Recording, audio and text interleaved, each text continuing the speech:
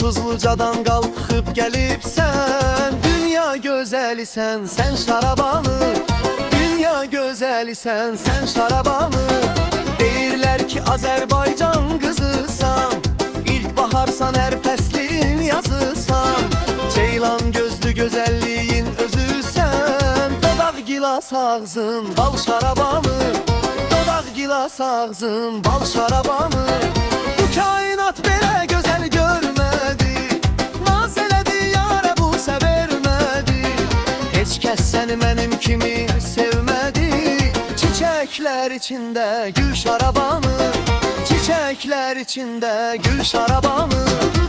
Aşık olan unudar mı adını, Yaradanım qəbul et muradımı.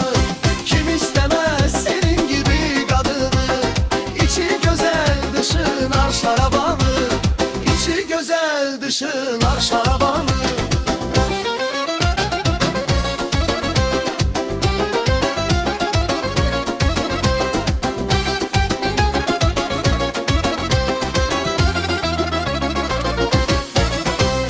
Yerişin kəpənək, qaçışın ceyran, o kadar gözəlsən el alem heyran. Yanımda olasan her günüm bayram, meyvəsi bitməyən bağ şarabanı, meyvəsi bitməyən bağ şarabanı.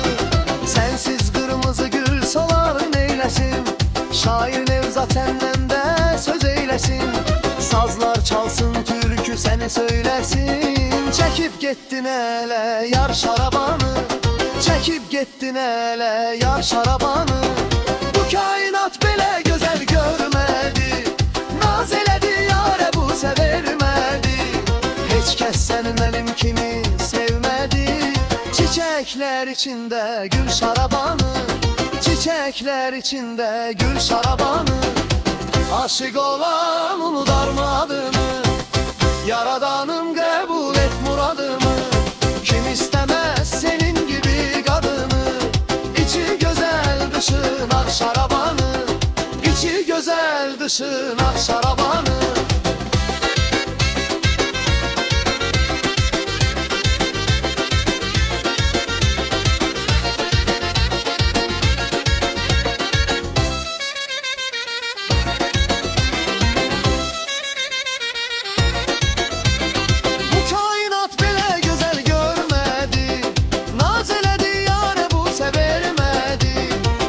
Səni mənim kimi sevmədi. Çiçəklər içində gül şarabanı, çiçəklər içində gül şarabanı. Aşık olan unudar mı adını, Yaradanım qəbul et muradımı.